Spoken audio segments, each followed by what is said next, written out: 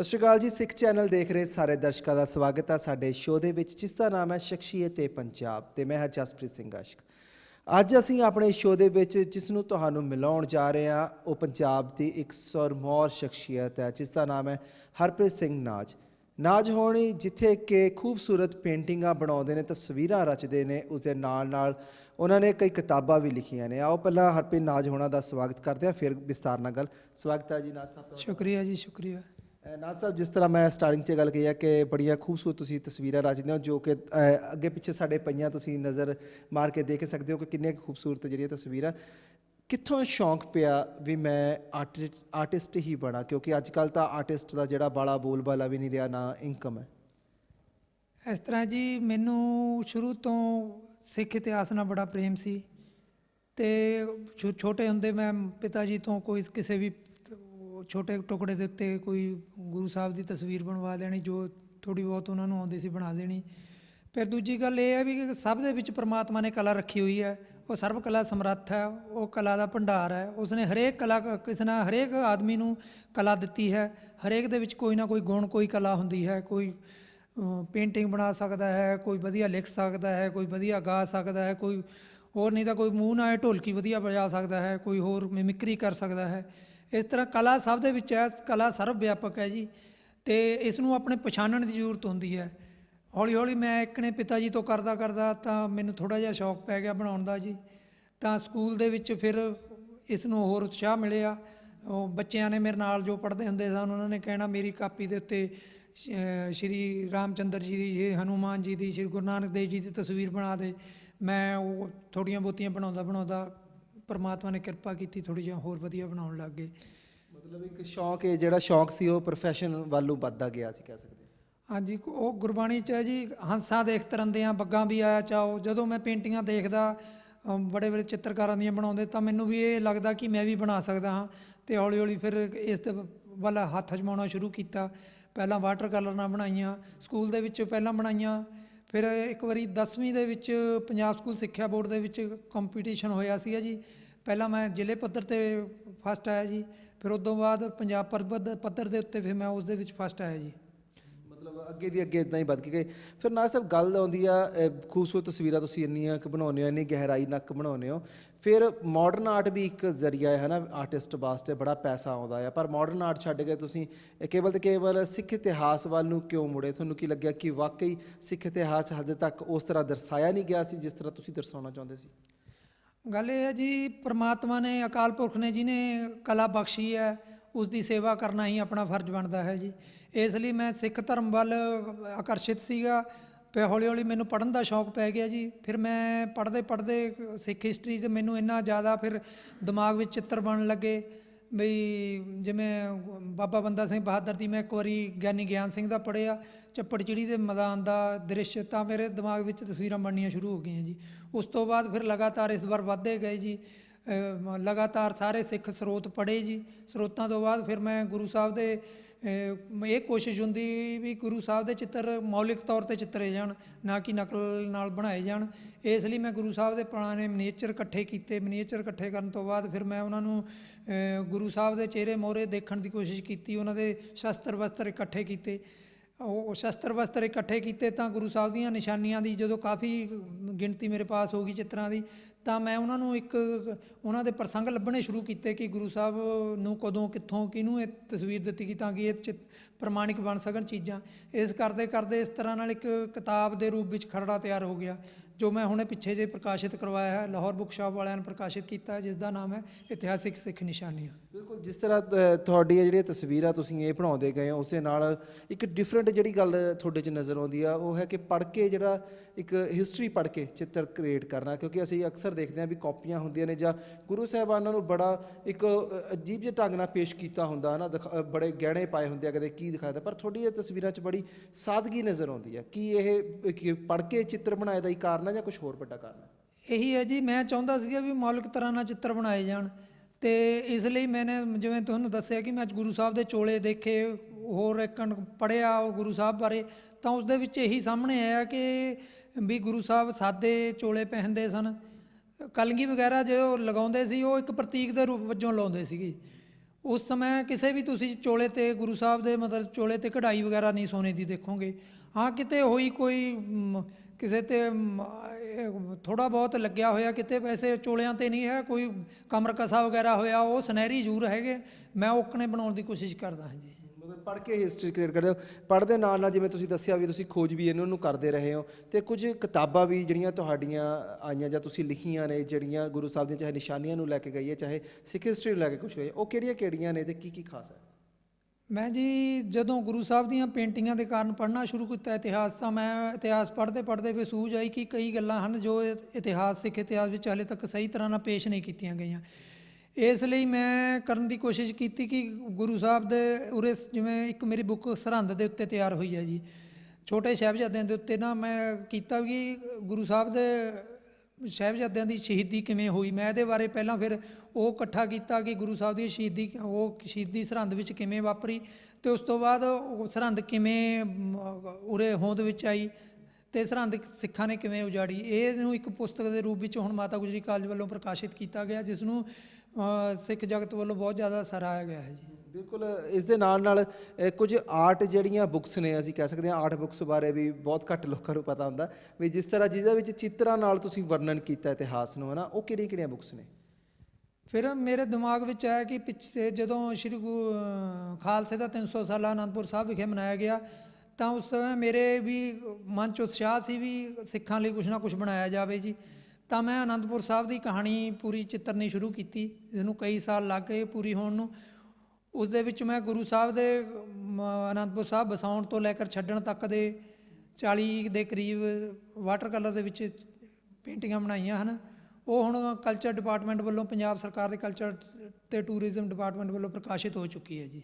ਹੋਰ ਕਿਹੜੀ ਇੱਕ ਬੁੱਕ ਬਣਾਈ ਤੁਸੀਂ? ਉਸ ਤੋਂ ਬਾਅਦ ਮੇਰਾ ਇੱਕ ਸੀਗਾ ਕਿ ਅੰਮ੍ਰਿਤਸਰ ਦਾ ਇੱਕ ਆਪਣਾ ਕੇਂਦਰੀ ਸਥਾਨ ਰੱਖਦਾ ਹੈ ਜੀ, ਵੀ ਅੰਮ੍ਰਿਤਸਰ 'ਤੇ ਵੀ ਇਸੇ ਤਰ੍ਹਾਂ ਦਾ ਕੰਮ ਕੀਤਾ ਜਾਏ, ਜਿਸ ਵਿੱਚ ਮੈਂ ਬਲੈਕ ਐਂਡ ਵਾਈਟ ਸਕੈਚ ਤਿਆਰ ਕੀਤੇ ਅੰਮ੍ਰਿਤਸਰ ਨਾਲ ਸੰਬੰਧਿਤ। ਉਹ ਵੀ ਗੁਰੂ ਸਾਹਿਬ ਦੇ ਮੋਢੀ ਗੱਡਣ ਤੋਂ ਲੈ ਕੇ ਰਣਜੀਤ ਸਿੰਘ ਧੰਕ ਦਾ 20-25 ਸਕੈਚ ਤਿਆਰ ਕੀਤੇ ਹਨ, ਜਿਸ ਦੇ ਵਿੱਚ ਇਕੱਲਾ ਅਤੇ ਉਸ ਦੇ ਵਿੱਚ ਮੈਂ ਖਾਸ ਤੌਰ 'ਤੇ ਗੁਰਦੁਆਰਾ ਸਾਹਿਬਾਨਾਂ ਨੂੰ ਰੱਖਿਆ ਹੈ, ਜਿਨ੍ਹਾਂ ਦੇ ਵੱਲ ਗੁਰੂ ਸਾਹਿਬ ਆਪਾਂ ਹੁਣ ਜਾਂਦੇ ਹਾਂ ਅੰਮ੍ਰਿਤਸਰ, ਤਾਂ ਉਹਨਾਂ ਵੱਲ ਖਿਆਲ ਨਹੀਂ ਕਰਦੇ। ਜਿਵੇਂ ਕਿ ਅੰਮ੍ਰਿਤਸਰ ਦੇ ਵਿੱਚ ਗੁਰਦੁਆਰਾ ਦਰਸ਼ਨ ਡਿਊੜੀ ਸਾਹਿਬ, ਅਤੇ ਟੋਬਾ ਭਾਈ ਸਾਲੋ ਜੀ, ਅਤੇ ਲੋਹਗੜ੍ਹ ਸਾਹਿਬ, ਕਿਲ੍ਹਾ ਰਾਮਗੜ੍ਹ ਅਤੇ ਲੋਹਗੜ੍ਹ, ਅਤੇ ਇੱਕ ਕਿਲ੍ਹਾ ਗੋਬਿੰਦਗੜ੍ਹ। ਇਹਨਾਂ ਦੇ ਬਾਰੇ ਮੈਂ ਸਾਰਾ ਉਹਦੇ ਵਿੱਚ ਪੁਰਾਣੇ ਇਕੱਠੇ ਕਰਕੇ ਉਹਨਾਂ ਨੂੰ ਸਹੀ ਢੰਗ ਨਾਲ ਪੇਸ਼ ਕਰਨ ਦੀ ਕੋਸ਼ਿਸ਼ ਕੀਤੀ। ਬੜੀ ਖੂਬਸੂਰਤ ਢੰਗ ਨਾਲ ਤੁਸੀਂ ਇਹ ਸਾਰੀ ਜਿਹੜੀ ਪੇਸ਼ਗੀ ਕਰਦੇ ਹੋ। ਇਸ ਦੇ ਨਾਲ ਨਾਲ ਮੈਂ ਆਪਣੇ ਦਰਸ਼ਕਾਂ ਨੂੰ ਇੱਕ ਗੱਲ ਹੋਰ ਦੱਸਣਾ ਚਾਹੁੰਦਾ, ਜਿਸ ਤਰ੍ਹਾਂ ਮੈਂ ਜ਼ਿਕਰ ਕੀਤਾ ਸੀ ਮਹਾਰਾਜਾ ਰਣਜੀਤ ਸਿੰਘ ਨੂੰ ਲੈ ਕੇ। ਮਹਾਰਾਜਾ ਰਣਜੀਤ ਸਿੰਘ ਦੇ ਬਾਰੇ ਵੀ ਇਹਨਾਂ ਨੇ ਬਹੁਤ ਸਾਰੇ ਜਿਹੜੇ ਆਪਣੇ ਉਹ ਚਿੱਤਰ ਬਣਾਏ ਨੇ, ਇੱਥੋਂ ਤੱਕ ਕਿ ਫਰਾਂਸ ਦੇ ਵਿੱਚ ਵੀ ਜਿਹੜੀ ਇੱਕ ਆਰਟ ਗੈਲਰੀ ਦੇ ਵਿੱਚ ਉਹਨਾਂ ਨੂੰ ਪ੍ਰਕਾਸ਼ਿਤ ਕੀਤਾ ਗਿਆ, ਲੋਕਾਂ ਲਈ ਆਰਟ ਗੈਲਰੀ ਖੋਲ੍ਹੀ ਗਈ। ਉੱਥੇ ਜਦ ਮਹਾਰਾਜਾ ਰਣਜੀਤ ਸਿੰਘ ਦਾ ਜਿਹੜਾ ਬੁੱਤ ਸੀ ਉਹ ਸਥਾਪਿਤ ਕਰਨਾ ਸੀ, ਤਾਂ ਉਹਦੀ ਐਗਜੀਬਿਸ਼ਨ ਲਾਈ ਗਈ ਸੀ ਫੋਟੋਆਂ ਦੀਆਂ। ਉਹ ਸਾਰੀਆਂ ਜਿਹੜੇ ਚਿੱਤਰ ਸਨ ਉਹ ਨਾਜ਼ ਸਾਹਿਬ ਨੇ ਹੀ ਬਣਾਏ ਸੀਗੇ। ਨਾਜ਼ ਸਾਹਿਬ, ਕਿਵੇਂ ਫੀਲ ਹੋਇਆ ਜਦ ਤੁਹਾਡੀਆਂ ਬਣਾਈਆਂ ਹੋਈਆਂ ਫੋਟੋਆਂ ਵਿਦੇਸ਼ਾਂ ਤੱਕ ਪੁੱਜੀਆਂ ਅਤੇ ਬਹੁਤ ਸਾਰੀਆਂ ਸਰਾਈਆਂ ਵੀ ਗਈਆਂ? ਕਿਉਂ? ਬਹੁਤ ਚੰਗਾ ਲੱਗਿਆ ਜੀ। ਅਸਲ ਵਿੱਚ ਮਹਾਰਾਜਾ ਰਣਜੀਤ ਸਿੰਘ ਦੇ ਨਾਲ ਵੀ ਬਹੁਤ ਘੱਟ ਪੇਂਟਿੰਗਾਂ ਬਣਾਈਆਂ ਗਈਆਂ ਹਨ। ਉਸ ਦੇ ਵਿੱਚ ਮੈਂ ਮਹਾਰਾਜਾ ਰਣਜੀਤ ਸਿੰਘ ਦੇ ਨਾਲ ਹਰੇਕ ਸੰਮਤ ਜਾਂ ਖਾਸ ਘਟਨਾ ਦੇ ਨਾਲ ਸੰਬੰਧਿਤ ਕਈ ਪੇਂਟਿੰਗਾਂ ਤਿਆਰ ਕੀਤੀਆਂ, ਜਿਵੇਂ ਕਿ ਮਹਾਰਾਜਾ ਰਣਜੀਤ ਸਿੰਘ ਦੀ ਮੁਲਤਾਨ ਦੀ ਫਤਿਹ, ਜਸਵੰਤ ਰਾਓ ਹੋਲਕਰ ਮਰਾਠੇ ਦੇ ਨਾਲ ਮੁਲਾਕਾਤ ਜੀ। ਇਸ ਤੋਂ ਇਲਾਵਾ ਰਾਮ ਬਾਗ ਦੇ ਵਿੱਚ ਮਹਾਰਾਜਾ ਰਣਜੀਤ ਸਿੰਘ ਦਾ ਪ੍ਰਵੇਸ਼, ਕਿਲ੍ਹਾ ਗੋਬਿੰਦਗੜ੍ਹ ਦੇ ਵਿੱਚ ਤੋਂ ਆਉਂਦੇ ਹੋਏ। ਇਸ ਤਰ੍ਹਾਂ ਮੈਂ ਕਈ ਮਹਾਰਾਜਾ ਰਣਜੀਤ ਸਿੰਘ ਦੀਆਂ ਖਾਸ ਉਹਨਾਂ ਨੂੰ ਸਾਲਾਂ ਨੂੰ ਜਾਂ ਖਾਸ ਘਟਨਾਵਾਂ ਨੂੰ ਪੇਸ਼ ਕਰਨ ਦੀ ਕੋਸ਼ਿਸ਼ ਕੀਤੀ। ਇਹ 25 ਪੇਂਟਿੰਗਾਂ ਮੇਰੀਆਂ ਫਰਾਂਸ ਦੇ ਵਿੱਚ ਇਸ ਸਮੇਂ ਸੈਂਟ ਟ੍ਰੋਪੇਜ ਦੇ ਵਿੱਚ ਮਿਊਜ਼ੀਅਮ ਬਣਾਇਆ ਗਿਆ, ਉਹਦੇ ਵਿੱਚ ਲੱਗੀਆਂ ਹਨ ਜੀ। ਬਹੁਤ ਇੱਕ ਵੱਡੀ ਕਮਾਣ ਵਾਲੀ ਗੱਲ ਹੁੰਦੀ ਹੈ, ਕਿਉਂਕਿ ਐਸੇ ਆਰਟਿਸਟ ਬਹੁਤ ਘੱਟ ਸਾਨੂੰ ਜਿਹੜੇ ਦੇਖਣ ਨੂੰ ਮਿਲਦੇ ਆ, ਜੋ ਕਿ ਸਿੱਖ ਹਿਸਟਰੀ ਨੂੰ ਪੜ੍ਹ ਕੇ, ਸਿੱਖ ਇਤਿਹਾਸ ਨੂੰ ਪੜ੍ਹ ਕੇ ਫਿਰ ਰਚਣ ਦੀ ਕੋਸ਼ਿਸ਼ ਕਰਦੇ ਨੇ। ਬਹੁਤ ਸਾਰੇ ਜਿਹੜੇ ਅਸੀਂ ਆਰਟਿਸਟ ਕਈ ਵਾਰ ਦੇਖਦੇ ਹਾਂ ਨਾ ਸਾਹਿਬ, ਜਿਹੜੇ ਕਿ ਨਹੀਂ ਇਸ ਪਾਸੇ ਨੂੰ ਤੁਰਨਾ ਚਾਹੁੰਦੇ ਹੈਗੇ, ਜਾਂ ਡਰਦੇ ਨੇ ਵੀ ਨਹੀਂ ਜੇ ਅਸੀਂ ਸਿੱਖ ਹਿਸਟਰੀ ਨਹੀਂ ਬਣਾਵਾਂਗੇ ਕੋਈ ਨਾ ਕੋਈ ਪ੍ਰੋਬਲਮ ਕ੍ਰੀਏਟ ਹੋ ਸਕਦੀ ਹੈ। ਬਹੁਤ ਸਾਰੇ ਆਰਟਿਸਟ ਸਾਡੇ ਹੁਣੇ ਦੇਖ ਵੀ ਰਹੇ ਹੋਣੇ ਆ। ਕੀ ਉਹਨਾਂ ਨੂੰ ਕਹਿਣਾ ਚਾਹੁੰਦੇ ਹੋ, ਕਿਉਂਕਿ ਤਾਂ ਕਿ ਦੁਬਾਰਾ ਸਿੱਖ ਹਿਸਟਰੀ ਨਾਲ ਜੁੜ ਕੇ ਐਸੀਆਂ ਕੁਝ ਤਸਵੀਰਾਂ ਬਣਾਉਣ ਦੀ ਕੋਸ਼ਿਸ਼ ਕਰਨ ਜੋ ਕਿ ਸਾਡੇ ਇਤਿਹਾਸ ਨੂੰ ਹੋਰ ਵੀ ਉਭਾਰ ਕੇ ਦੱਸ ਸਕੇ? ਨਵੀਂ ਪੀੜ੍ਹੀ ਦਾ ਜੀ ਰੁਝਾਨ ਗੁਰਸਿੱਖੀ ਵੱਲ ਨਹੀਂ ਰਿਹਾ ਹੈ, ਇਸ ਲਈ ਸਿੱਖੀ ਦੇ ਨਾਲ ਸੰਬੰਧਿਤ ਪੇਂਟਿੰਗਾਂ ਵੀ ਮਤਲਬ ਚਿੱਤਰਕਾਰ ਵੀ ਘੱਟ ਹਨ, ਕਿਉਂਕਿ ਇਸ ਦੇ ਲਈ ਇਤਿਹਾਸ ਦਾ ਚਿੱਤਰਨ ਕਰਨਾ ਇੱਕ ਬੜਾ ਵਿਸ਼ਾ ਮਤਲਬ ਆਪਣੇ ਆਪ ਦੇ ਵਿੱਚ ਔਖਾ ਵਿਸ਼ਾ ਹੈ। ਇਸ ਨੂੰ ਬਣਾਉਣ ਦੇ ਲਈ ਪਹਿਲਾਂ ਆਪਾਂ ਨੂੰ ਪੜ੍ਹਨਾ ਪੈਂਦਾ ਹੈ ਜੀ। ਇਸ ਲਈ ਪੜ੍ਹ ਕੇ ਫਿਰ ਉਹਨੂੰ ਆਪਾਂ ਸਹੀ ਢੰਗ ਨਾਲ ਚਿੱਤਰ ਸਕਦੇ ਹਾਂ। ਉਹਨਾਂ ਦੇ ਵੇਸ਼ ਭੂਸ਼ਾ, ਪਹਿਰਾਵੇ, ਮੈਂ ਮਿਨੀਏਚਰ ਵੀ ਬਹੁਤ ਦੇਖਦਾ ਰਹਿੰਦਾ ਹਾਂ ਜੀ, ਤਾਂ ਕਿ ਮਿਨੀਏਚਰਾਂ ਤੋਂ ਬਾਅਦ ਹੀ ਆਪਾਂ ਉਹਨਾਂ ਨੂੰ ਸਹੀ ਢੰਗ ਨਾਲ ਉਹ ਕਰ ਸਕਦੇ ਹਾਂ। ਮੇਰੀ ਇਹੀ ਉਹ ਰਹਿੰਦੀ ਹੈ। ਅਤੇ ਪਿੱਛੇ ਜੇ ਪੰਜਾਬ ਸਰਕਾਰ ਵੱਲੋਂ ਨਾ ਛੋਟਾ ਘੱਲੂਘਾਰਾ, ਵੱਡਾ ਘੱਲੂਘਾਰਾ ਅਤੇ ਚੱਪੜਚਿੜੀ ਲੈ ਲਈ ਪੇਂਟਿੰਗਾਂ ਬਣਵਾਉਣੀਆਂ ਸੀ। ਉਸ ਦੇ ਲਈ ਉਹਨਾਂ ਨੇ ਕਈ ਚਿੱਤਰਕਾਰਾਂ ਨਾਲ ਦੇਖਿਆ, ਪਰ ਕਿਉਂਕਿ ਉਹਦੇ ਵੱਡਾ ਘੱਲੂਘਾਰਾ ਅਤੇ ਛੋਟੇ ਘੱਲੂਘਾਰਾ ਦੀ ਸਿਰਫ ਇੱਕ ਪੇਂਟਿੰਗ ਮਿਲਦੀ ਹੈ, ਇਸ ਲਈ ਉਹਨਾਂ ਨੇ ਮੇਰੀ ਜ਼ਿੰਮੇਵਾਰੀ ਲਈ ਗਈ ਅਤੇ ਮੈਂ ਉਹ ਵੱਡੇ ਘੱਲੂਘਾਰੇ, ਛੋਟੇ ਘੱਲੂਘਾਰੇ ਦੀਆਂ ਪੂਰੇ ਸਕੈਚਿੰਗ ਕੀਤੀ। ਪੜ੍ਹ ਕੇ ਉਹਨਾਂ ਦੀਆਂ ਉਹ 40 ਦੇ ਕਰੀਬ ਉਹਨਾਂ ਦੇ ਸਕੈਚ ਬਣਾ ਕੇ ਦਿੱਤੇ, ਜਿਨ੍ਹਾਂ ਦੇ ਆਧਾਰ 'ਤੇ ਹੁਣ ਪੇਂਟਿੰਗਾਂ ਬਣ ਰਹੀਆਂ ਹਨ ਅਤੇ ਛੇਤੀ ਹੀ ਵੱਡਾ ਘੱਲੂਘਾਰਾ ਅਤੇ ਛੋਟਾ ਘੱਲੂਘਾਰਾ ਦੇ ਵਿੱਚ ਲਗਾਈਆਂ ਜਾਣਗੀਆਂ। ਬਿਲਕੁਲ, ਜਿਹੜੇ ਉਹ ਮਿਊਜ਼ੀਅਮ ਨੇ ਉਹ ਤੁਸੀਂ ਜਲਦੀ ਦੇਖੋਗੇ, ਜਿੱਥੇ ਕਿ ਨਾਥ ਸਾਹਿਬ ਦੀਆਂ ਜਿਹੜੀਆਂ ਕੁਝ ਇਤਿਹਾਸਕ ਜਿਹੜੀਆਂ ਪੇਂਟਿੰਗਾਂ ਉਹ ਲੱਗਣੀਆਂ ਨੇ। ਪਰ ਉਸ ਤੋਂ ਪਹਿਲਾਂ ਹੀ ਇੱਕ ਜਿਹੜੀ ਸ਼੍ਰੀ ਗੁਰੂ ਗ੍ਰੰਥ ਸਾਹਿਬ ਜਿਹੜੀ ਸਿੱਖ ਵਰਲਡ ਯੂਨੀਵਰਸਿਟੀ ਆ, ਉਹਦੀ ਆਰਟ ਗੈਲਰੀ ਦੇ ਵਿੱਚ ਵੀ ਜਿਹੜੀ ਤੁਹਾਡੀਆਂ ਕੁਝ ਤਸਵੀਰਾਂ ਲੱਗੀਆਂ ਹੋਈਆਂ ਨੇ। ਅਸੀਂ ਚਾਹੁੰਦੇ ਹਾਂ ਕਿ ਉਸ ਬਾਰੇ ਥੋੜ੍ਹਾ ਜਿਹਾ ਵਰਣਨ ਕਰੋ, ਫਿਰ ਆਪਾਂ ਆਪਣੇ ਦਰਸ਼ਕਾਂ ਨੂੰ ਉੱਥੇ ਹੀ ਲੈ ਕੇ ਜਾਣਾ ਤਾਂ ਕਿ ਦੇਖ ਕੇ ਜ਼ਿਆਦਾ ਪਤਾ ਲੱਗ ਸਕੇ। ਕਿਉਂਕਿ ਮੈਨੂੰ ਸ਼੍ਰੀ ਗੁਰੂ ਗ੍ਰੰਥ ਸਾਹਿਬ ਵਰਲਡ ਯੂਨੀਵਰਸਿਟੀ 'ਚ ਬਤੌਰ ਚਿੱਤਰਕਾਰ ਰੱਖਿਆ ਗਿਆ। ਇਸ ਲਈ ਮੈਂ ਸਰਦਾਰ ਗੁਰਕਿਰਪਾਲ ਸਿੰਘ ਅਸ਼ਕ ਅਤੇ ਸਰਦਾਰ ਗੁਰਮੋਹਨ ਸਿੰਘ ਵਾਲੀਆ ਜੀ ਦਾ, ਵਾਈਸ ਚਾਂਸਲਰ ਸਾਹਿਬ ਦਾ ਬਹੁਤ ਬਹੁਤ ਰਿਣੀ ਹਾਂ, ਜਿਨ੍ਹਾਂ ਨੇ ਮੈਨੂੰ ਇੱਥੇ ਕੰਮ ਕਰਨ ਦਾ ਮੌਕਾ ਦਿੱਤਾ ਜੀ। ਅਤੇ ਉਸ ਦੇ ਵਿੱਚ ਮੈਨੂੰ ਐਂ ਸੀ ਵੀ ਜਦੋਂ ਮੈਂ ਸ਼੍ਰੀ ਗੁਰੂ ਗ੍ਰੰਥ ਸਾਹਿਬ ਵਰਲਡ ਯੂਨੀਵਰਸਿਟੀ ਵਿੱਚ ਲੱਗਿਆ ਹਾਂ ਤਾਂ ਮੈਂ ਸਿੱਖ ਇਤਿਹਾਸ ਨੂੰ, ਪੂਰੇ ਇਤਿਹਾਸ ਨੂੰ ਅਤੇ ਸ਼੍ਰੀ ਗੁਰੂ ਗ੍ਰੰਥ ਸਾਹਿਬ ਦੇ ਇਤਿਹਾਸ ਨੂੰ, ਦੋਹਾਂ ਨੂੰ ਇਕੱਠੇ ਚਿੱਤਰਨ ਕਰਾਂ। ਇਸ ਲਈ ਮੈਂ ਗੁਰੂ ਨਾਨਕ ਦੇਵ ਜੀ ਤੋਂ ਲੈ ਕੇ ਕਿਵੇਂ ਪੋਥੀ ਤਿਆਰ ਹੁੰਦੀ ਗਈ ਬਾਣੀ ਦੀ, ਅਤੇ ਪੋਥੀਆਂ ਗੁਰੂ ਅਮਰਦਾਸ ਜੀ ਤੱਕ ਜਾ ਕੇ ਪੋਥੀਆਂ 2 ਪੋਥੀਆਂ ਜਾਂ 4 ਪੋਥੀਆਂ ਬਣ ਗਈਆਂ। ਫਿਰ ਇਹੀ ਪੋਥੀ ਗੁਰੂ ਸਾਹਿਬ ਅੱਗੇ ਦਿੰਦੇ ਰਹੇ ਗੁਰਗੱਦੀ ਦੇਣ ਸਮੇਂ। ਫਿਰ ਉਹਨਾਂ ਨੂੰ ਇਕੱਠੀਆਂ ਕਰਕੇ ਸਭ ਨੂੰ ਸ਼੍ਰੀ ਗੁਰੂ ਅਰਜਨ ਦੇਵ ਜੀ ਨੇ ਭਾਈ ਗੁਰਦਾਸ ਦੀ ਜ਼ਿੰਮੇਵਾਰੀ ਲਗਾਈ ਅਤੇ ਉਹਨਾਂ ਨੇ ਸੰਪਾਦਨਾ ਕਰਕੇ ਸ਼੍ਰੀ ਗੁਰੂ ਗ੍ਰੰਥ ਸਾਹਿਬ ਦੀ ਸਰੂਪ ਤਿਆਰ ਕਰਵਾਇਆ। ਉਹ ਸਾਰਾ ਇਤਿਹਾਸ ਮੈਂ ਉਰੇ ਦਰਸਾਉਣ ਦੀ ਕੋਸ਼ਿਸ਼ ਕਰਦਾ ਹਾਂ ਤਾਂ ਕਿ ਸਭ ਨੂੰ ਪਤਾ ਲੱਗ ਸਕੇ ਵੀ ਜਨਮ ਸਾਖੀਆਂ 'ਚ ਐਸੇ ਆਪਾਂ ਨੂੰ ਹਵਾਲੇ ਮਿਲਦੇ ਹਨ ਜਿਨ੍ਹਾਂ ਵਿੱਚ ਗੁਰੂ ਸਾਹਿਬ ਦੇ ਨਾਲ ਕੋਈ ਨਾ ਕੋਈ ਸਿੱਖ ਹੁੰਦਾ ਸੀ ਜੋ ਬਾਣੀ ਲਿਖਦਾ ਸੀ। ਉਹ ਮੈਂ ਸਭ ਕੁਛ ਇਸ ਤਰ੍ਹਾਂ ਪੇਸ਼ ਕਰਨ ਦੀ ਕੋਸ਼ਿਸ਼ ਕੀਤੀ ਹੈ। ਗੁਰੂ ਸਾਹਿਬ ਕਿਤੇ ਵੀ ਜਾਂਦੇ ਸੀ, ਕਿਵੇਂ ਬਾਣੀ ਗਾਇਨ ਕਰਦੇ ਸੀ, ਕਿਵੇਂ ਬਾਣੀ ਇਕੱਠੀ ਹੁੰਦੀ ਸੀ, ਕਿਵੇਂ ਪੋਥੀਆਂ ਬਣੀਆਂ, ਅਤੇ ਉਹ ਗੁਰੂ ਗ੍ਰੰਥ ਸਾਹਿਬ ਦਾ ਸਰੂਪ ਕਿਵੇਂ ਸਾਹਮਣੇ ਆਇਆ ਜੀ। ਮੈਨੂੰ ਲੱਗਦਾ ਵੀ ਆਪਾਂ ਗੱਲਾਂ 'ਚ ਵਾਲਾ ਜਿਹੜਾ ਟਾਈਮ ਨਾ ਗੁਜ਼ਾਰੀਏ, ਆਪਾਂ ਹੁਣ ਚੱਲਦੇ ਹਾਂ ਉਹ ਆਰਟ ਗੈਲਰੀ ਵੱਲ ਨੂੰ ਨਾਥ ਸਾਹਿਬ ਦੇ ਨਾਲ, ਅਤੇ ਉੱਥੇ ਜਾ ਕੇ ਉਹ ਜਿਹੜੀ ਇਹ ਚਿੱਤਰ ਇਹਨਾਂ ਨੇ ਬਣਾਏ ਆ ਜਿਸ 'ਚ ਸਭ ਕੁਝ ਸਿੱਖ ਇਤਿਹਾਸ ਦਰਸਾਉਣ ਦੀ ਕੋਸ਼ਿਸ਼ ਕੀਤੀ ਗਈ ਆ, ਉਸ ਉੱਤੇ ਵੀ ਝਾਤ ਮਾਰਦੇ ਆ। ਉਹ ਚੱਲਦੇ ਹਾਂ ਗੈਲਰੀ ਵੱਲ। ਨਾਥ ਸਾਹਿਬ ਨਾਲ ਸਾਡੀ ਗੱਲਬਾਤ ਜਿਹੜੀ ਚੱਲ ਰਹੀ ਸੀ, ਹੁਣ ਅਸੀਂ ਪਹੁੰਚੇ ਹਾਂ ਸ਼੍ਰੀ ਗੁਰੂ ਗ੍ਰੰਥ ਸਾਹਿਬ ਵਰਲਡ ਸਿੱਖ ਯੂਨੀਵਰਸਿਟੀ ਦੀ ਆਰਟ ਗੈਲਰੀ ਦੇ ਵਿੱਚ, ਜਿੱਥੇ ਫਿਰ ਸਾਡੇ ਨਾਲ ਨਾਥ ਸਾਹਿਬ ਮੌਜੂਦ ਹੈ। ਇਹਨਾਂ ਦੀਆਂ ਜਿੱਥੇ ਕੁਝ ਤਸਵੀਰਾਂ ਲੱਗੀਆਂ ਹੋਈਆਂ ਨੇ, ਕੁਝ ਜਿਹੜਾ ਸਿੱਖ ਇਤਿਹਾਸ ਨੂੰ ਗੰਭੀਰਤਾ ਨਾਲ ਦਰਸਾਉਂਦੀਆਂ ਇਹ ਤਸਵੀਰਾਂ ਤੁਸੀਂ ਕੈਮਰੇ ਦੀ ਨਜ਼ਰ ਨਾਲ ਖੁਦ ਇੱਕ ਵਾਰੀ ਦੇਖ ਸਕਦੇ ਹੋ ਕਿੰਨੀ ਖੂਬਸੂਰਤੀ ਨਾਲ ਇਹ ਸਾਰੇ ਪੇਂਟਿੰਗ ਕੀਤੀ ਗਈ ਹੈ, ਬਣਾਈਆਂ ਗਈਆਂ ਨੇ। ਆਓ ਆਪਾਂ ਇੱਕ ਇੱਕ ਕਰਕੇ ਨਾਥ ਸਾਹਿਬ ਕੋਲੋਂ ਜਾਣਦੇ ਹਾਂ ਇਹਨਾਂ ਬਾਰੇ। ਨਾਥ ਸਾਹਿਬ, ਜਿਸ ਤਰ੍ਹਾਂ ਆਪਾਂ ਪਹਿਲਾਂ ਹੀ ਗੱਲ ਕਰ ਰਹੇ ਸੀਗੇ, ਤੁਹਾਡੀ ਜਿਹੜੀ ਇੱਕ ਖੂਬਸੂਰਤੀ ਜਿਹੜੀ ਤੁਸੀਂ ਇੱਕ ਕਾਗਜ਼ 'ਤੇ ਉਤਾਰਦੇ ਹੋ, ਇੱਕ ਕੈਨਵਸ 'ਤੇ ਉਤਾਰਦੇ ਹੋ, ਉਸ ਬਾਰੇ ਜਿਹੜੀਆਂ ਹੁਣ ਇਹ ਗੈਲਰੀ ਵਿੱਚ ਸਾਨੂੰ ਨਜ਼ਰ ਆ ਰਹੀਆਂ ਤਸਵੀਰਾਂ, ਇਸ ਬਾਰੇ ਵੀ ਥੋੜ੍ਹੀ ਵਿਆਖਿਆ ਜ਼ਰੂਰ ਕਰ ਦਿਓ, ਕਿਉਂਕਿ ਜੋ ਸਾਨੂੰ ਦੇਖ ਰਹੇ ਦਰਸ਼ਕ ਉਹਨਾਂ ਨੂੰ ਪਤਾ ਲੱਗ ਸਕੇ। ਸਾਡੀ ਇਹ ਕੋਸ਼ਿਸ਼ ਸੀਗੀ ਸ਼੍ਰੀ ਗੁਰੂ ਗ੍ਰੰਥ ਸਾਹਿਬ ਵਰਲਡ ਯੂਨੀਵਰਸਿਟੀ ਵਿੱਚ ਸ਼੍ਰੀ ਗੁਰੂ ਗ੍ਰੰਥ ਸਾਹਿਬ ਦੇ ਨਾਲ ਰਿਲੇਟਡ ਹੀ ਪੇਂਟਿੰਗਾਂ ਲਗਾਈਆਂ ਜਾਣ। ਸਭ ਤੋਂ ਪਹਿਲਾਂ ਅਸੀਂ ਗੁਰੂ ਨਾਨਕ ਦੇਵ ਜੀ ਦੇ ਜਨਮ ਤੋਂ ਸ਼ੁਰੂ ਕੀਤਾ ਹੈ, ਪ੍ਰਕਾਸ਼ ਤੋਂ, ਜਿਸ ਵਿੱਚ ਕਿਉਂਕਿ ਗੁਰੂ ਸਾਹਿਬ ਦੇ ਪ੍ਰਕਾਸ਼ ਦੇ ਨਾਲ ਹੀ ਬਾਣੀ ਦਾ ਪ੍ਰਕਾਸ਼ ਹੋਇਆ ਅਤੇ ਗੁਰੂ ਗ੍ਰੰਥ ਸਾਹਿਬ ਦਾ ਆਰੰਭ ਹੋ ਗਿਆ ਸੀ।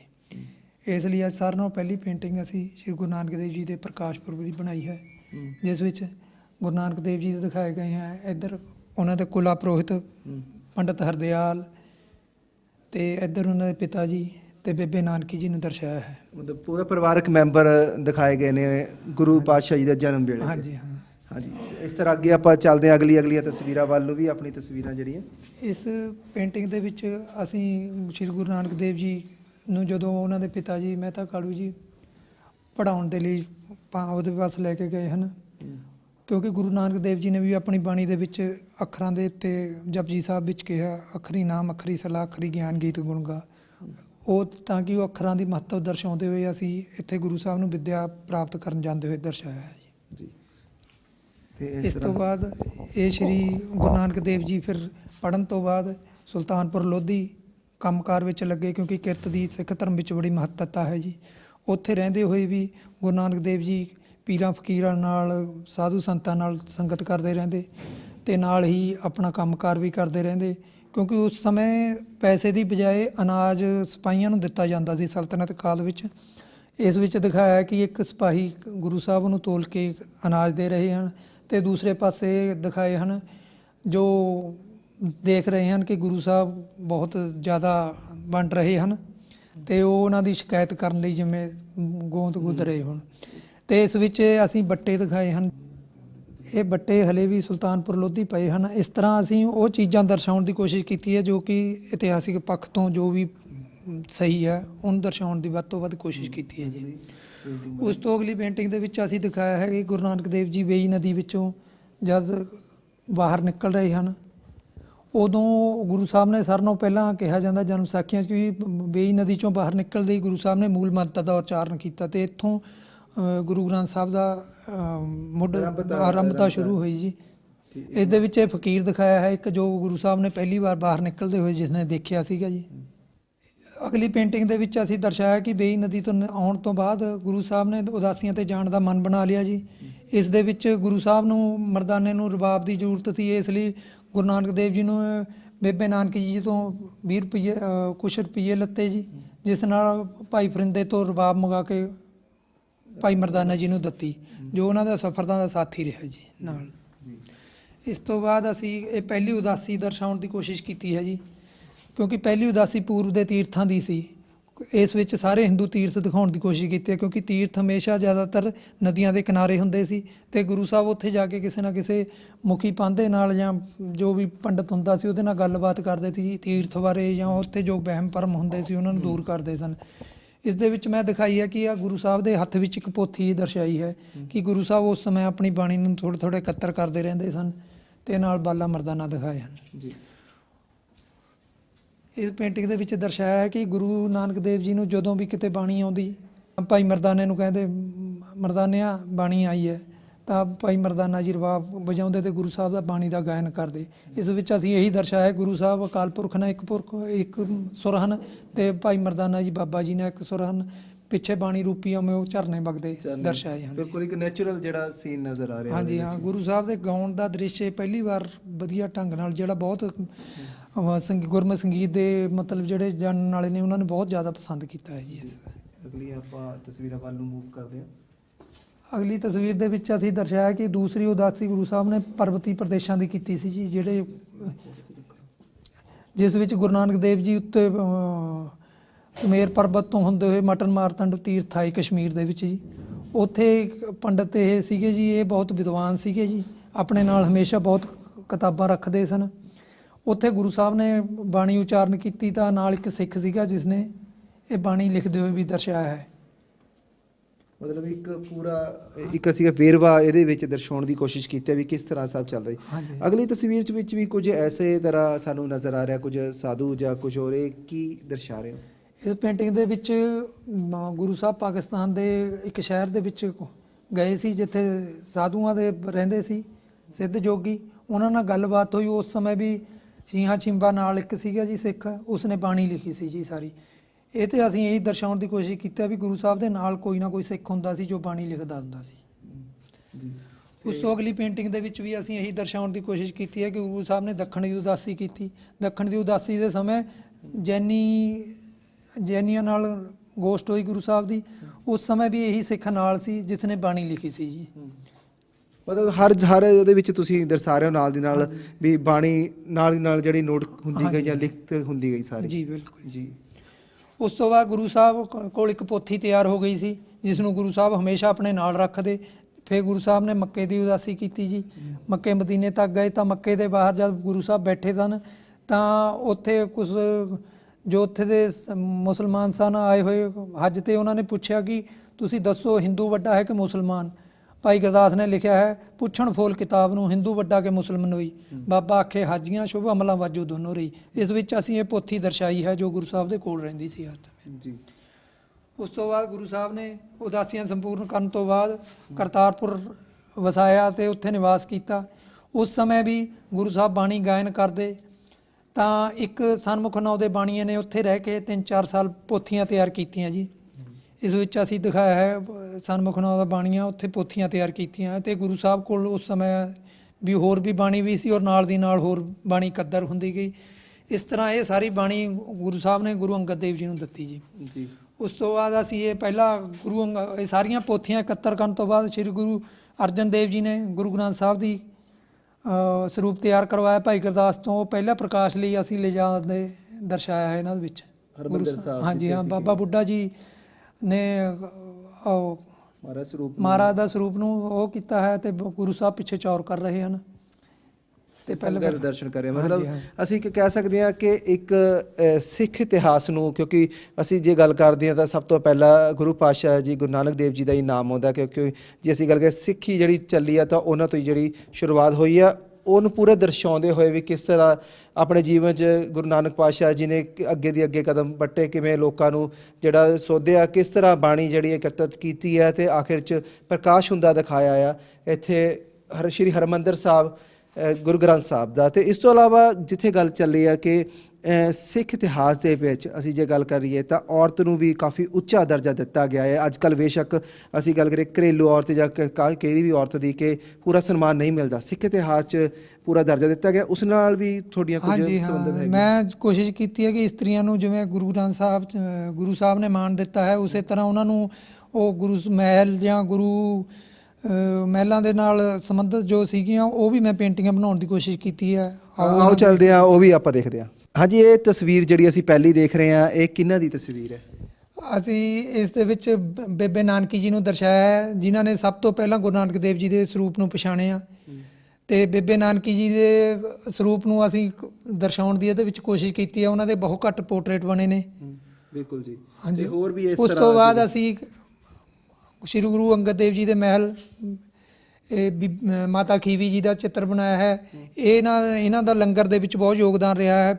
ਸ਼੍ਰੀ ਗੁਰੂ ਗ੍ਰੰਥ ਸਾਹਿਬ ਦੇ ਵਿੱਚ ਆਇਆ ਹੈ ਵੀ ਇਹ ਗੁਰੂ ਸਾਹਿਬ ਉੱਥੇ ਖਡੂਰ ਸਾਹਿਬ ਖੀਰ ਦਾ ਲੰਗਰ ਚਲਾਉਂਦੇ ਸੀ, ਉਹਦੇ ਵਿੱਚ ਖੀਰ ਵਰਤਾਉਂਦੇ ਸਨ ਤੇ ਇਸ ਲਈ ਇਹ ਲੰਗਰ 'ਚ ਬਹੁਤ ਸੇਵਾ ਕਰਦੇ ਸਨ। ਉਹੀ ਉਹਨਾਂ ਨੂੰ ਮੈਂ ਉਹਨਾਂ ਦੇ ਸਰੂਪ ਨੂੰ ਬਹੁਤ ਦੇਣ ਵਾਲੇ ਸਰੂਪ ਦੇ ਰੂਪ ਵਿੱਚ ਚਿੱਤਰਨ ਦੀ ਕੋਸ਼ਿਸ਼ ਕੀਤੀ ਹੈ ਜੀ।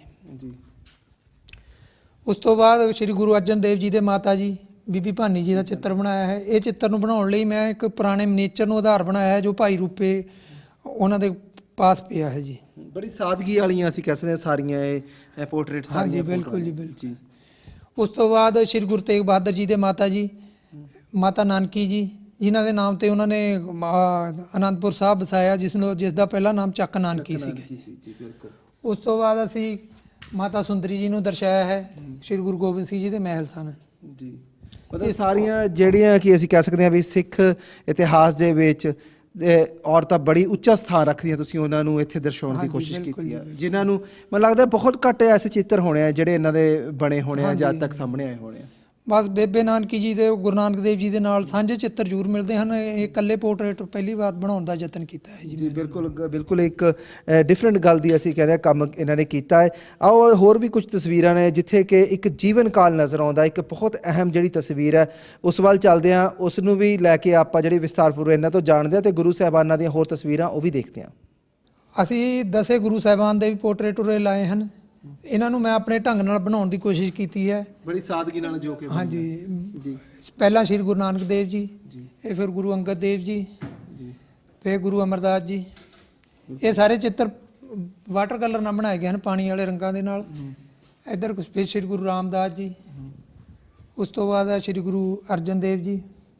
ਫਿਰ ਨਾਲ ਮੈਂ ਇਹਨਾਂ ਦੇ ਪਹਿਰਾਵੇ ਤੇ ਆ ਦਸਤਾਰ ਵਗੈਰਾ ਦਾ ਬਹੁਤ ਖਿਆਲ ਰੱਖਣ ਦੀ ਕੋਸ਼ਿਸ਼ ਕੀਤੀ ਹੈ। ਆਪਣਾ ਗੁਰੂ ਅਰਜਨ ਦੇਵ ਜੀ ਤੱਕ ਬੜੀ ਜਿਹੜੀ ਸਿੰਪਲ ਇੱਕ ਦਸਤਾਰ ਨੂੰ ਥੋੜਾ ਮਤਲਬ ਅਸੀਂ ਕਹੀਏ ਬਦਲਦੇ ਗਏ ਹੋ ਤੇ ਇੱਥੇ ਆ ਕੇ ਗੁਰੂ ਹਰਗੋਬਿੰਦ ਪਾਤਸ਼ਾਹ ਜੀ ਦੀ ਤਾਂ ਬਿਲਕੁਲ ਇਹ ਜਿਹੜੀ ਕਲਗੀ ਲਗਾ ਕੇ ਤੁਸੀਂ ਬੜੀ ਵਧੀਆ, ਕਿਉਂਕਿ ਗੁਰੂ ਸਾਹਿਬ ਨੇ ਮੀਰੀ ਪੀਰੀ ਦੀਆਂ 2 ਤਲਵਾਰਾਂ ਧਾਰਨ ਕੀਤੀਆਂ ਤੇ ਰਾਜਸੀ ਲਿਬਾਸ ਧਾਰਨ ਕੀਤਾ। ਇਸ ਦੇ ਵਿੱਚ ਕਲਗੀ ਦਿਖਾਈ ਹੈ, ਮੁਗਲਈ ਦਸਤਾਰ ਸਜਾਈ ਹੋਈ ਹੈ।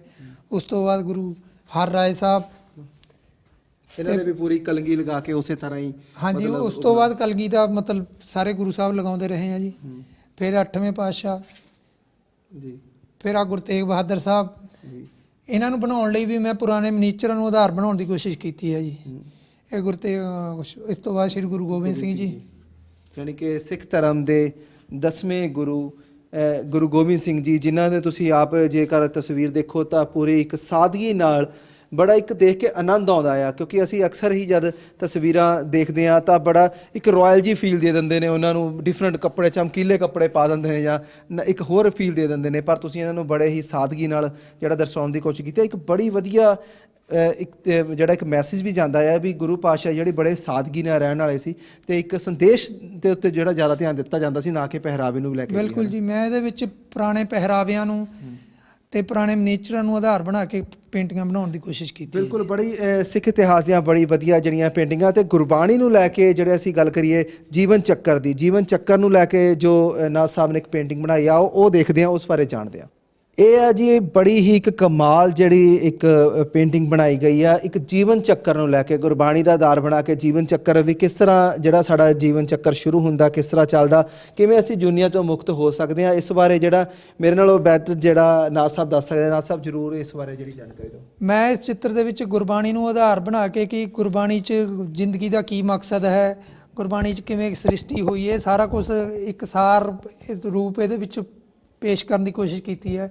ਸਭ ਤੋਂ ਪਹਿਲਾਂ ਜਿਵੇਂ ਗੁਰਬਾਣੀ 'ਚ ਕਿਹਾ ਜਾਂਦਾ ਕਿ ਸੁਨ ਤੇ ਅਫੁਰ ਸੀਗਾ ਜੀ, ਉਸ ਦੇ ਵਿੱਚ ਓਂਕਾਰ ਦੀ ਧੁਨੀ ਉੱਠੀ, ਇੱਕ ਇਹਦੇ ਵਿੱਚੋਂ ਓਂਕਾਰ ਦੀ ਧੁਨੀ ਉੱਠੀ, ਉਹਦੇ ਵਿੱਚੋਂ ਓਂਕਾਰ ਉਤਪਤੀ, ਸਾਚੇ ਤੇ ਪਵਨਾ ਪਿਆ, ਉਹਦੇ ਵਿੱਚ ਫਿਰ ਹਰਕਤ ਹੋਈ, ਹਰਕਤ ਦੇ ਵਿੱਚ ਪਵਨ ਪੈਦਾ ਹੋਈ, ਪਵਨ ਦੇ ਵਿੱਚੋਂ ਫਿਰ ਅਗਨੀ, ਅਗਨੀ ਦੇ ਨਾਲ ਫਿਰ ਜਲ, ਪਵਨੇ ਤੇ ਜਲ ਹੋਏ, ਜਲ ਤਰੰਗ ਅਗਨੀ ਪਵਨੇ ਤ੍ਰੈ, ਫੁਨ ਤ੍ਰੈ ਮਿਲ ਜਗ ਤੋਂ ਪਾਇਆ। ਵੀ ਤਿੰਨੇ ਤੱਤਾਂ ਦੇ ਮਿਲਣ ਨਾਲ ਫਿਰ ਹੌਲੀ ਹੌਲੀ ਪੰਜ ਤੱਤ ਬਣ ਗਏ, ਪੰਜ ਤੱਤਾਂ ਦੇ ਵਿੱਚ ਫਿਰ ਹੌਲੀ ਹੌਲੀ ਛੋਟੇ ਸੂਖਮ ਜੀਵ ਬਣ ਗਏ, ਤੂੰ ਸੂਖਮ ਹੋਇਆ ਸਥੂਲੀ, ਛੋਟੇ ਜੀਵਾਂ ਤੋਂ ਹੌਲੀ ਹੌਲੀ ਵਿਕਾਸ ਕਰਦੇ ਕਰਦੇ ਬੜੇ ਜੀਵ ਬਣਨ ਲੱਗ ਗਏ।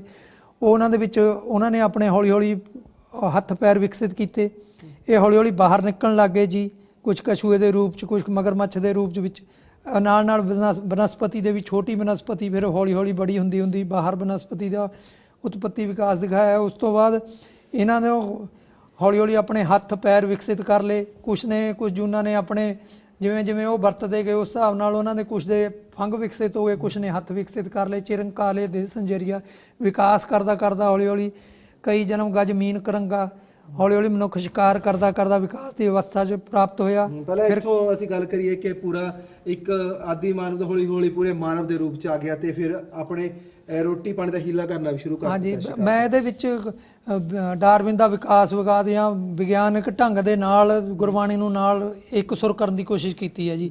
ਉਸ ਤੋਂ ਬਾਅਦ ਖੇਤੀ ਕਰਦਾ ਕਰਦਾ ਮਨੁੱਖ ਧਰਤੀ ਦਾ ਰਾਜਾ ਬਣ ਗਿਆ, ਇਸ ਧਰਤੀ ਮੈਂ ਤੇਰੀ ਸਿੱਖਦਾਰੀ। ਪਰ ਅਸਲ ਮਨੋਰਥ ਕੀ ਸੀਗਾ ਮਨੁੱਖ ਦਾ? ਮਿਲ ਜਗਦੀਸ਼ ਮਿਲਨ ਕੀ ਪਰੀਆ, ਜੋ ਭਗਤੀ ਕਰਨ ਦਾ ਆਪਣਾ ਅਸਲ ਮਨੋਰਥ ਸੀ। ਜੋ ਕਰੇਗਾ ਉਹ ਤਾਂ ਜਾ ਕੇ ਓਂਕਾਰ ਵਿੱਚ ਫਿਰ ਇੱਕ ਸੁਰ ਹੋ ਜਾਏਗਾ। ਹਾਂਜੀ, ਜੋ ਨਹੀਂ ਹੋਵੇਗਾ ਉਹ ਜਾ ਕੇ ਭਰਮੈ ਜੋ ਨਾ ਸੰਕ ਮਰ ਜਨਮੇ ਆ ਵੀ ਮੁੜ ਕੇ ਉਹੀ ਚੱਕਰ ਦੇ ਵਿੱਚ ਪੈ ਜਾਏਗਾ। ਬਿਲਕੁਲ ਗੱਲ ਸਹੀ ਹੈ ਕਿ ਉਹ ਜਿਹੜਾ ਕਿ ਰੱਬ ਦਾ ਨਾਮ ਜਪੂਗਾ, ਇਹ ਗੁਰਬਾਣੀ ਜਿਹੜਾ ਜਪਦਾ ਉਹ ਤਾਂ ਮੁੜ ਜਿੱਥੋਂ ਸ਼ੁਰੂਆਤ ਹੁੰਦੀ ਹੈ ਇੱਕ ਓਮਕਾਰ ਤੋਂ, ਉੱਥੇ ਹੀ ਜਿਹੜਾ ਦੁਬਾਰਾ ਜਾ ਕੇ ਉਹਦੀ ਜੋਤ ਸਮਾ ਜਾਂਦੀ ਹੈ। ਪਰ ਜੇਕਰ ਅਸੀਂ ਉਹੀ ਪਾਪ ਕਰਦੇ ਜਾਵਾਂਗੇ, ਨਹੀਂ ਇਹ ਚੰਗੇ ਪਾਸੇ ਲੱਗਾਂਗੇ, ਨਹੀਂ ਰੱਬ ਦੇ ਪਾਸੇ ਨੂੰ ਆਵਾਂਗੇ, ਤਾਂ ਜਿਹੜਾ ਸਾਡਾ ਫਿਰ ਉਹੀ ਜੂਨੀ ਦਾ ਚੱਕਰ ਬਿਲਕੁਲ ਇਹ ਜਿਹੜਾ ਇਹ ਬਣਾਇਆ ਉਹੀ 84 ਜੂਨੀ ਵਾਲਾ ਚੱਕਰ ਫਿਰ ਸ਼ੁਰੂ ਹੋ ਜਾਂਦਾ ਹੈ। ਅਸੀਂ ਇਹ ਚੱਕਰ 'ਚ ਫਸੇ ਰਹਿੰਦੇ ਹਾਂ, ਮੁਕਤੀ ਅਸੀਂ ਪਾ ਨਹੀਂ ਸਕਦੇ। ਬੜੀ ਵਧੀਆ ਤਰੀਕੇ ਨਾਲ ਤੁਸੀਂ ਇਹ ਵਿਗਿਆਨਿਕ ਢੰਗ ਨੂੰ ਲੈ ਕੇ ਗੁਰਬਾਣੀ ਨੂੰ ਨਾਲ ਲੈ ਕੇ ਚਲਾ ਕੇ ਪੂਰੀ ਇੱਕ ਪੇਂਟਿੰਗ ਵਿਕਸਿਤ ਕੀਤੀ ਹੈ ਜੋ ਕਿ ਸਾਨੂੰ ਜੀਵਨ ਸਫਲ ਦੇ ਬਾਰੇ ਜਾਂ ਕਿ ਇੱਕ ਜੀਵਨ ਦਾ ਜਿਹੜਾ ਰਸਤਾ ਹੈ ਪੂਰਾ ਚੱਕਰ ਤੈਅ ਕਰਦੀ ਆ, ਉਹ ਸਾਨੂੰ ਇਹਦੇ ਵਿੱਚ ਨਜ਼ਰ ਆ ਰਿਹਾ। ਬੜੀ ਖੂਬਸੂਰਤੀ ਨਾਲ ਤੁਸੀਂ ਇਹ ਕੰਪਲੀਟ ਕੀਤਾ ਹੈ। ਬਹੁਤ ਅੱਜ ਨਾਥ ਸਾਹਿਬ ਤੁਹਾਡੇ ਨਾਲ ਗੱਲਬਾਤ ਕੀਤੀ, ਤੁਹਾਡੀ ਜਿਹੜੀਆਂ ਗੈਲਰੀ 'ਚ ਲੱਗੀਆਂ ਤਸਵੀਰਾਂ ਵੀ ਅਸੀਂ ਦੇਖੀਆਂ ਨੇ ਤੇ ਬੜੀਆਂ ਪ੍ਰਭਾਵਿਤ ਤਸਵੀਰਾਂ ਨੇ ਜਿਹੜੀਆਂ ਕਿ ਗੁਰ ਇਤਿਹਾਸ ਨੂੰ ਦਰਸਾਉਂਦੀਆਂ ਨੇ। ਇਸ ਦੇ ਨਾਲ ਨਾਲ ਇੱਕ ਜੀਵਨ ਚੱਕਰ ਨੂੰ ਦਰਸਾਉਣ ਵਾਲੀ ਤਾਂ ਵਾਕਈ ਕਮਾਲ ਤੁਹਾਡੀ ਇਹ ਤਸਵੀਰ ਸੀਗੀ ਤੇ ਬੜਾ ਤੁਹਾਡਾ ਧੰਨਵਾਦ। ਅਸੀਂ ਇਹ ਦਰਸ਼ਕ ਸਾਡੇ ਵੀ ਅੱਜ ਬੜੇ ਖੁਸ਼ ਹੋਣੇ ਆ ਸਾਰੀਆਂ ਚੀਜ਼ਾਂ ਦੇਖ ਕੇ, ਕਿਉਂਕਿ ਇੱਕ ਅਲੱਗ ਚੀਜ਼ ਦੇਖਣ ਨੂੰ ਮਿਲੀ ਅੱਜ ਤੁਹਾਡੇ ਨਾਲ ਗੱਲਬਾਤ ਕਰਕੇ। ਸ਼ੁਕਰੀਆ ਜੀ, ਸ਼ੁਕਰੀਆ ਬਹੁਤ। ਸੋ ਅੱਜ ਅਸੀਂ ਆਪਣੀ ਗੱਲਬਾਤ ਕਰ ਰਹੇ ਸੀ ਕਿ ਹਰਪ੍ਰੀਤ ਸਿੰਘ ਨਾਜ ਹੋਣਾ ਨਾਲ, ਜਿਨ੍ਹਾਂ ਤੋਂ ਅਸੀਂ ਅੱਜ ਪੂਰੀ ਇਹਨਾਂ ਦੀਆਂ ਜਿੱਥੇ ਤਸਵੀਰਾਂ ਦੇਖੀਆਂ ਗੈਲਰੀ 'ਚ ਆ ਕੇ ਤੇ ਉਸ ਦੇ ਨਾਲ ਨਾਲ ਕੁਝ ਹੋਰ ਐਸੀਆਂ ਤਸਵੀਰਾਂ ਜੋ ਕਿ ਸਾਡੇ ਜੀਵਨ ਚੱਕਰ ਨੂੰ ਵੀ ਦਰਸਾਉਂਦੀਆਂ, ਜਿਸ ਦੇ ਵਿੱਚ ਸਾਨੂੰ ਇਹ ਮੈਸੇਜ ਮਿਲਦਾ ਹੈ ਕਿ ਜੇਕਰ ਅਸੀਂ ਰੱਬ ਦਾ ਨਾਮ ਨਹੀਂ ਜਪਦੇ, ਜੇਕਰ ਉਹ ਪਰਮਾਤਮਾ ਨੂੰ ਯਾਦ ਨਹੀਂ ਕਰਦੇ ਤਾਂ ਸਾਡੀ ਮੁਕਤੀ ਨਹੀਂ ਹੈਗੀ। ਅਸੀਂ ਫਿਰ ਉਹੀ ਜੂਨੀ ਚੱਕਰ 'ਚ ਫਸੇ ਰਹਿੰਦੇ ਹਾਂ। ਜਿਸ ਤਰ੍ਹਾਂ ਇੱਕ ਤਸਵੀਰ ਇਹ ਸਾਨੂੰ ਜਿਹੜੀ ਦਰਸਾ ਰਹੀ ਸੀਗੀ ਵੀ ਅਸੀਂ ਜੂਨੀ ਚੱਕਰਾਂ 'ਚ ਫਸੇ ਰਹਿੰਦੇ ਹਾਂ ਮੁੜ ਕੇ। ਸੋ ਅੱਜ ਅਸੀਂ ਇਹ ਸਪੈਸ਼ਲ ਆਪਣੀ ਇੰਟਰਵਿਊ ਲੈ ਕੇ ਆਏ ਸੀ ਆਪਣੇ ਸ਼ੋਅ ਦੇ ਵਿੱਚ, ਜਿਸ ਦਾ ਨਾਮ ਸੀ ਸ਼ਖਸੀਅਤ ਏ ਪੰਜਾਬ। ਇਸ ਦੇ ਵਿੱਚ ਜਿਹੜੀ ਸਾਡੀ ਸ਼ਖਸੀਅਤ ਸੀ ਉਹ ਸਨ ਹਰਪ੍ਰੀਤ ਸਿੰਘ ਨਾਜ ਹੋਣੀ, ਜੋ ਕਿ ਇੱਕ ਆਰਟਿਸਟ ਨੇ ਤੇ ਹੁਣ ਉਹ ਸ਼੍ਰੀ ਗੁਰੂ ਗ੍ਰੰਥ ਸਾਹਿਬ ਯੂਨੀਵਰਸਿਟੀ ਦੇ ਵਿੱਚ ਆਪਣੀਆਂ ਸੇਵਾਵਾਂ ਨਿਭਾ ਰਹੇ ਨੇ। ਅੱਜ ਅਸੀਂ ਇਹੀ ਯੂਨੀਵਰਸਿਟੀ ਦੀ ਆਰਟ ਗੈਲਰੀ ਦੇ ਵਿੱਚ ਮੌਜੂਦ ਸੀ, ਕਿਉਂਕਿ ਇੱਥੇ ਹੀ ਇਹਨਾਂ ਦੀਆਂ ਬਹੁਤ ਸਾਰੀਆਂ ਤਸਵੀਰਾਂ ਲੱਗੀਆਂ ਹੋਈਆਂ ਨੇ ਜੋ ਸੱਚ ਨੂੰ ਉਜਾਗਰ ਕਰਦੀਆਂ ਨੇ। ਫਿਲਹਾਲ ਸਾਡੇ ਅੱਜ ਦੇ ਸ਼ੋਅ ਦੇ ਵਿੱਚ ਇੰਨਾ ਹੀ। ਮੈਨੂੰ ਜਸਪ੍ਰੀਤ ਸਿੰਘ ਅਸ਼ਕ ਨੂੰ ਦਿਓ ਇਜਾਜ਼ਤ। ਵਾਹਿਗੁਰੂ ਜੀ ਕਾ ਖਾਲਸਾ, ਵਾਹਿਗੁਰੂ ਜੀ ਕੀ ਫਤਿਹ।